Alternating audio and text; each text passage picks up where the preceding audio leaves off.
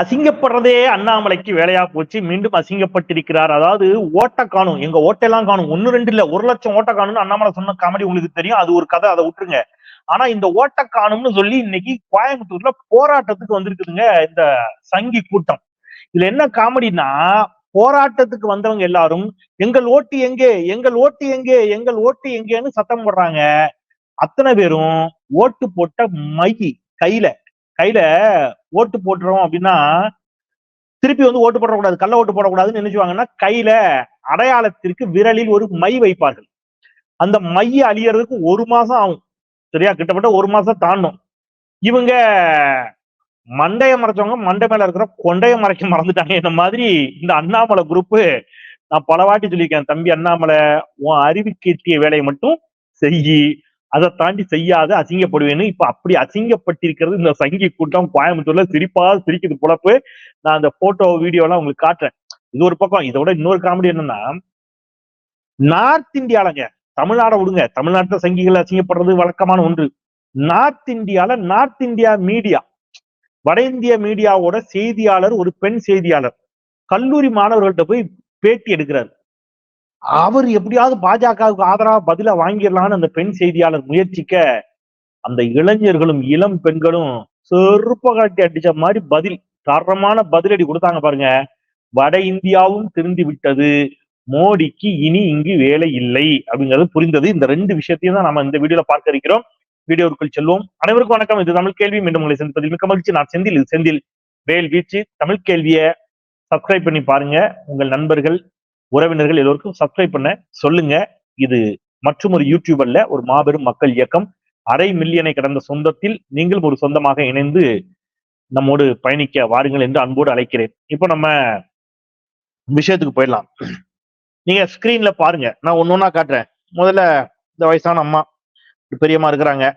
We are public, we demand an answer. எங்கப்பா English தான் கேட்கறாங்க, கொஞ்சம் படிச்ச அம்மா போல இருக்கு. We are public. ஆமா, அப்ப நாங்கெல்லாம் யாரு? நாங்கள் பொதுமக்கள், எங்களுக்கு வந்து பதில் வேண்டும் அப்படின்னு கேட்டு அட்டையை தூக்கிட்டு வந்திருக்கு அம்மா. ஆனா பாருங்க, அம்மாவோட இடது கையில ஓட்டு போட்ட மை அடையாளம். இப்ப இந்த அம்மாவுக்கு ஓட்டு காணாம போச்சுன்னு இந்த அம்மா சொல்லுது. ஆனா இந்த அம்மா ஓட்டு போட்டு வந்துதான் நிக்குது. அச்சா, அடுத்த காமெடி. அடுத்தது இன்னொருத்தர், இவரு அட்டேங்கப்பா, இவர் உச்சபட்சங்க. இவர் போட்டோவை பார்த்தா நான் விழுந்து விழுந்து சிரிக்கேன். இவரு, நான் உயிருடன் தான் இருக்கிறேன், என் வாக்கு இல்லை, ஏன் அப்படிங்கிறாரு. யோ, நான் உயிருடன் தான் இருக்கிறேன், என் வாக்கு இல்லை, ஏன் அப்படின்னு. அப்போ பேயா வந்து ஒருவேளை ஓட்டு போட்டு போற இவரு, பேயா பிசாசா வந்து, ஏன்னா கையில அவர் அந்த கட்டையை பிடிச்சிருக்காரு, அந்த போராட்டத்திற்கான ஒரு இதை பிடிச்சிருக்காரு. அதுல கையில விரல்ல தெளிவா என்ன இருக்கு? ஓட்டு போட்ட மை அடையாளம் இருக்கிறது. சங்கிகள் எவ்வளவு ஆபத்தானவர்கள், கொஞ்சமும் கேவலம் பார்க்காம, கூச்ச நாச்சம் பார்க்காம, அவமானப்படாம, வெக்கப்படாம, இவனுங்களை மாதிரி பித்தலாட்டக்காரனுங்க என்ன வேணாலும் நீங்க போட்டுங்க, எக்ஸெட்ரா எக்ஸெட்ரா எக்ஸெட்ரா. அப்படி உலகத்துல யாரும் கிடையாது அப்படின்னு நான் எப்பவும் சொல்றதுக்கு ஒரே காரணம், இந்த நிரூபிச்சிட்டானுங்க பாத்தீங்களா. ஓட்டு போட்டுட்டு வந்து என் ஓட்டை காணவில்லை, நான் உயிருடன் தான் இருக்கிறேன். அப்ப மீடியா இவ்வளவு இருக்கும்போது, இவ்வளவு கேமரா இருக்கும்போது, இவ்வளவு சோசியல் மீடியா இருக்கும் போதே இவனுங்க இவ்வளவு தலாட்டம் பண்றாங்களே, ஏமாத்துறானுங்களே. மீடியா இல்ல, சோசியல் மீடியா இல்ல, கேமரா இல்லைன்னா இவனுங்க நாட்டு மக்களை எப்படி எல்லாம் ஏமாற்றுவார்கள் இந்த சங்கி கூட்டம் என்பதை நாம் புரிந்து கொள்ள வேண்டும். இது அண்ணாமலை ஏற்பாடு பண்ண வேலை. இதெல்லாம் அண்ணாமலையோட வேலை. அடுத்தது இன்னொருத்தர், இவரு என்ன ஒழுங்கா கூட ஸ்பெல்லிங் அடிக்கல. அவர் ஏதோ ஏமாற்றாதே ஏமாற்றாதேன்னு என்னமோ போட்டிருக்காரு. அதுல ஏமாற்றாதேல ஒழுங்கா எழுத கூட தெரியல, தப்பு தோறமா எழுதிட்டு வந்திருக்காரு ஐயா. ஏதாவது ரிட்டையர்டு கவர்மெண்ட் ஆபீசர் மாதிரி இருக்காரு நினைக்கிறேன், பார்த்தா அப்படிதான் தெரியுது. ஐயா கையிலையும் பாத்தீங்கன்னா இடது கையில மை, கன்னத்தில மை அப்படின்னு பாடுவாங்களே, அந்த மாதிரி கை விரலிலே மை, வாயில வர்றதெல்லாம் உங்களுக்கு பொய். இப்ப இவங்க எல்லாம் யாரு, இவங்களை அடையாளம் பார்த்தா உங்களுக்கு தெரியுதா யாருன்னு கரெக்டா கண்டுபிடிங்க. முதல்ல ஒரு அம்மா பாத்தீங்கல்ல, இப்ப இந்த ஐயா பாக்குறீங்க, பார்த்த உடனே உங்களுக்கு புரிஞ்சிருப்பீங்கன்னு நினைக்கிறேன். உங்களுக்கு நான் கரெக்ட், இவங்கதான். இந்த கூட்டம் தான் இப்ப அண்ணாமலைக்கு எல்லாம் காவடி எடுக்குது. இந்த கூட்டம் தான் இப்போ கொஞ்சமும் கூச்சநாச்சமின்றி பொய் சொல்லி மாட்டிக்கொண்டது. இப்ப அடுத்தது இன்னொருத்தர், அவர் பாருங்க, அவர் கையெல்லாம் ஓங்கி அவர் கொந்தளிச்சு, அதாவது போராட்டத்தை வந்து வழி நடத்துற மாதிரி, அவர் கையிலும் மையி. இவங்க இன்னும் இருக்கு அந்த கூட்டத்தை நீங்க பாத்தீங்கன்னா, அந்த வீடியோ நீங்க வளைச்சு வளைச்சு பாத்தீங்கன்னா வீடியோவா இருக்குது. வளைச்சு வளைச்சு பாத்தீங்கன்னா போதும், அதுல வந்திருக்கிற முக்காவாசி பேரு ஓட்டு போட்டு வந்திருக்கான். மத்தவன் ஒருவேளை ஓட்டு போட போயிருக்க மாட்டான். சரியா? ஓட்டு போட்டுட்டு வந்து என் ஓட்டை காணவில்லை என்று சொல்லக்கூடிய இந்த கூட்டத்தை என்ன செய்வது என்று நாட்டு மக்களை நீங்கள் சிந்திங்க. அப்ப அண்ணாமலை எவ்வளவு பச்சை அயோக்கியத்தனத்தை ஃப்ராடு வேலையை இந்த நாட்டுல செஞ்சுட்டு இருக்கிறான் அப்படின்னு நீங்க யோசிங்க. 1,00,000 வாக்காளர்களை காணவில்லை அப்படின்னா மிக்சர் சாப்பிட்டுட்டு தேர்தல் ஆணையம் அப்படின்னு ஒண்ணு இருக்குது. அந்த தேர்தல் ஆணையத்தை போய் கேளு தம்பி. உங்க ஆளுங்க தானே, நீங்க தானே வச்சிருக்கீங்க, பாஜக தானே வச்சிருக்குது. மோடியினுடைய ஹேட் ஸ்பீச்சுக்கு தான் பதில் சொல்லாது தேர்தல் ஆணையம். உங்களுடைய 1,00,000 வாக்குகளை காணவில்லைங்கிறீங்களா, அதுக்குமா பதில் சொல்லாது? 1,00,000 ஓட்டு எப்படா முதல்ல காணாம போகும்? அப்போ எவ்வளவு தூரம் இந்த நாட்டையும் நாட்டு மக்களையும் இவர்கள் ஏமாற்றுகிறார்கள், பித்தலாட்டக்காரர்கள் இவர்கள் அப்படிங்கிறதுக்கு இது ஒரு சான்று. இது ஒரு பக்கம் இருக்கட்டும். இப்ப இவனுங்க என்னன்னா, இவனுங்க இங்க அசிங்கப்படுறது ஆச்சரியம் இல்ல. வட இந்தியா இன்றைக்கு வட இந்தியால ஒரு நேஷனல் மீடியா ஆங்கில ஊடகம் கல்லூரி மாணவ மாணவிகளா இருக்கிறாங்க. அவங்ககிட்ட போய் பேட்டி எடுக்கிறாங்க. அதுல பேட்டியில ஒரு மாணவி, ஒரு சகோதரி சொல்லுகிறார். இந்த செய்தியாளர் கேட்கிறாங்க, இவரும் பெண் செய்தியாளர்.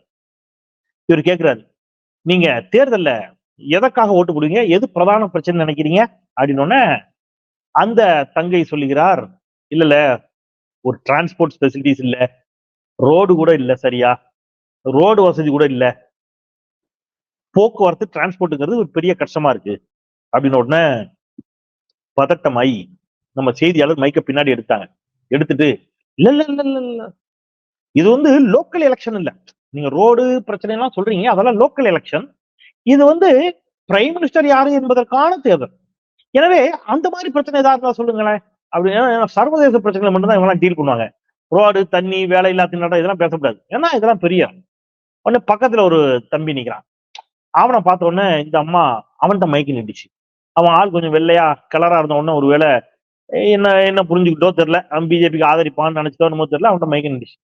அவனா கழுவி ஊத்திட்டான்.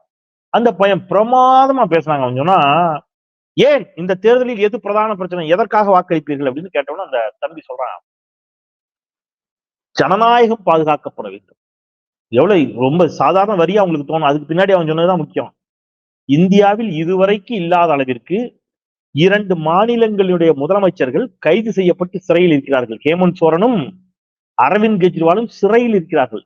மாநில முதலமைச்சர்கள் எல்லாம் சிறைப்படுத்தி விட்டு, எதிர்கட்சிகளுடைய பேங்க் அக்கௌண்ட் எல்லாம் முடக்கிட்டு நீங்க தேர்தல் நடத்துறீங்களே, இது சரியா அப்படின்னு அந்த பையன் கேட்ட உடனே இந்த செய்தியாளருக்கு என்ன பண்ணணும்னு தெரியல. உடனே இந்த செய்தியாளர் என்ன செய்யறாங்க, இல்ல ஒருவேளை அவங்க குற்றவாளியா இருக்கலாம் இல்லையா, யார அரவிந்த் கெஜ்ரிவாலையும் ஹேமந்த் சோரனையும், அவங்க சைட்ல தப்பு இருக்கலாம் இல்லையா அப்படின்னு சொன்ன உடனே அந்த பையன் கேட்கறான், இருக்கட்டும், உங்க வாதத்துக்கு வர்றோம், உங்களுடைய நோக்கம் குற்றங்களை குறைப்பது, குற்றவாளிகளை தண்டிப்பது அப்படின்னு இருந்துச்சுன்னா, நீங்க அந்த குற்றவாளிகள் பல பேர் உங்க கட்சியில சேர்ந்த உடனே அவங்களெல்லாம் விட்டுடுறீங்களே, அந்த வழக்கெல்லாம் நிறுத்தி வைக்கப்படுகிறதே, அது ஏன் அப்படின்னு அந்த பையன் ஒரு கேள்வியை கேட்டான்.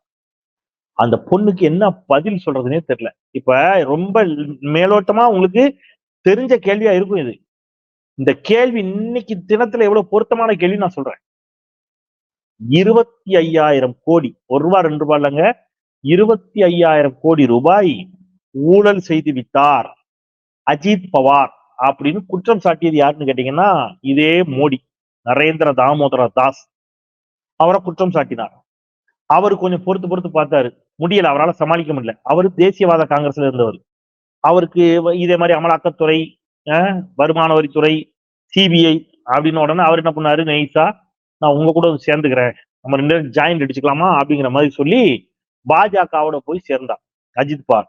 பாஜகவோடு சேர்ந்தவுடன் ஒரே நாளில் அவர் புனிதராக்கப்பட்டு அவரை கொண்டு போய் என்ன செஞ்சிட்டாங்க, மகாராஷ்டிரா மாநிலத்துடைய துணை முதலமைச்சராக பாஜக நியமித்து விட்டது. முந்தின நாள் வரைக்கும் 25,000 கோடி ஊழல் செய்தவர் என்று சொன்ன பாஜக அஜித் பவாரை அடுத்த நாளே மகாராஷ்டிராவினுடைய துணை முதலமைச்சர். இதுல என்ன கொடுமைன்னா, இவரை துணை முதலமைச்சர் ஆக்கியது மட்டுமல்ல பிரச்சனை.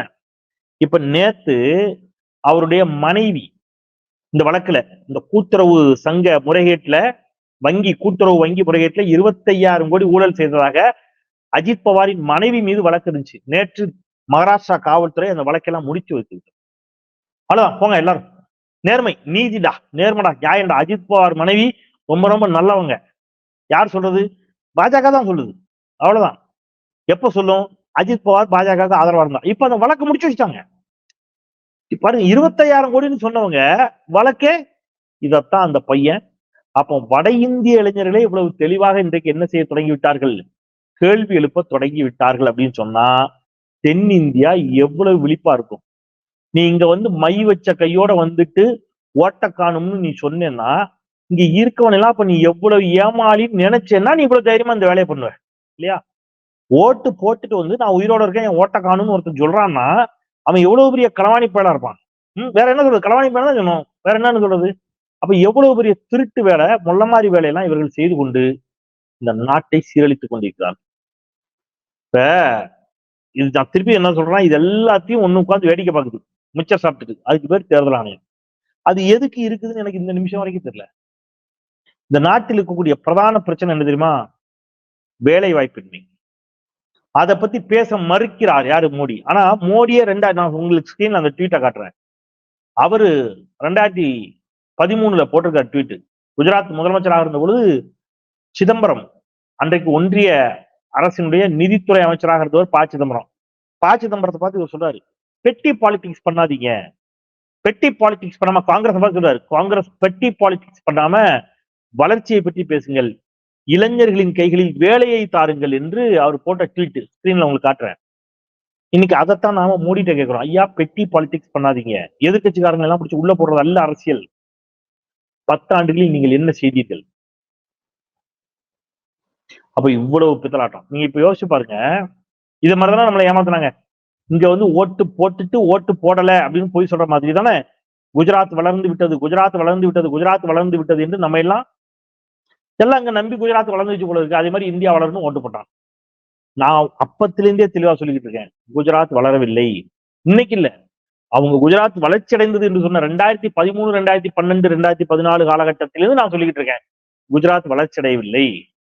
மோடியினுடைய வளர்ச்சி என்பது ஒரு மாயை, ஊதி பெரிதாக்கப்பட்ட பிம்பம் மோடி. மக்கள் அவரை நம்ப வேண்டாம் அப்படின்னு பல வாட்டி நம்ம நினைக்கிறோம். சோ இப்ப நாடு தெளிவடைந்திருக்கிறது. இன்னைக்கு வட இந்தியாவில், தென்னிந்தியாவில் மட்டுமல்ல வட இந்தியாவிலும் மோடி ஆதரவாளர்கள் அசிங்கப்பட்டு நிற்கக்கூடிய ஒரு நிலையை நம்மால் பார்க்க முடிகிறது. ஏன்னா இப்ப நீங்க மகாராஷ்டிராலங்க தேர்தல் அறிவிப்பு வருவதற்கு சில நாட்களுக்கு முன்பாக ஏராளமான சர்க்கரை ஆலைகள், மகாராஷ்டிரால சர்க்கரை ஆலை அதிகம், ஏராளமான சர்க்கரை ஆலைகளுக்கு அரசு ஏகப்பட்ட கடன் உதவி செய்கிறது. அப்ப கொஞ்ச நாள் கிட்ட முடியல, அவங்களே தள்ளுபடி பண்ணிடுவாங்கன்னு வைங்களேன். யாரா இந்த சர்க்கரை ஆலை உரிமையாளர்கள் அப்படின்னு பாத்தீங்கன்னா, இவன் எல்லாம் இப்ப இந்த இடி, வருமான வரித்துறை, சிபிஐக்கு அஞ்சி நடுங்கி பாஜகவில் சேர்ந்தவர்கள். யாரெல்லாம் பாஜகவில் போய் இந்த 2 வருஷத்துல சேர்ந்தானோ இவன் எல்லாருக்கும் ஏகப்பட்ட கடன் உதவி. இதுதான் இன்னைக்கு பாஜக. ஆனால் சாமானிய மக்களினுடைய விவசாய கடனையோ, சாமானிய மக்களினுடைய கல்வி கடனையோ தள்ளுபடி செய்ய சொன்னால் தள்ளுபடி செய்ய மறுக்கக்கூடிய பாஜக இன்றைக்கு பாஜகவை நோக்கி வரக்கூடியவர்களுக்கு அழைத்து என்ன செய்றாங்க, லோனை அள்ளி கொடுக்கிறார். இப்ப இதெல்லாம் நாட்டு மக்கள் புரிந்து கொள்ள வேண்டும். பாஜக எவ்வளவு ஆபத்தான கட்சி, எவ்வளவு ஃப்ராடு கட்சி அப்படிங்கிறத புரிந்து கொள்ள வேண்டும். புரிந்து கொண்டு பாஜகவை தனிமைப்படுத்த வேண்டும், அப்புறப்படுத்த வேண்டும். அது மட்டுமே இந்தியாவை காக்கும் வல்லமை கொண்டது என்பதை சொல்லி, நான் அந்த இளைஞர்கள் பேட்டி எடுத்தாங்க இல்லையா, அந்த இளைஞர்கள் அதோட லிங்கை நான் டிஸ்கிரிப்ஷன்ல கொடுக்குறேன். ஏன்னா அது காப்பிரைட் வராம இருக்கணுங்கிறதுக்காக அதோட லிங்கை நான் டிஸ்கிரிப்ஷன்ல கொடுக்குறேன். அந்த வீடியோவையும் பாருங்கள். தொடர்ந்து தமிழ் கேள்விக்கு உங்கள் ஆதரவை தாருங்கள் என்று சொல்லி விடைபெறுகின்றேன். குரலற்றவர்களின் குரலாய் நான் செந்தில். நன்றி.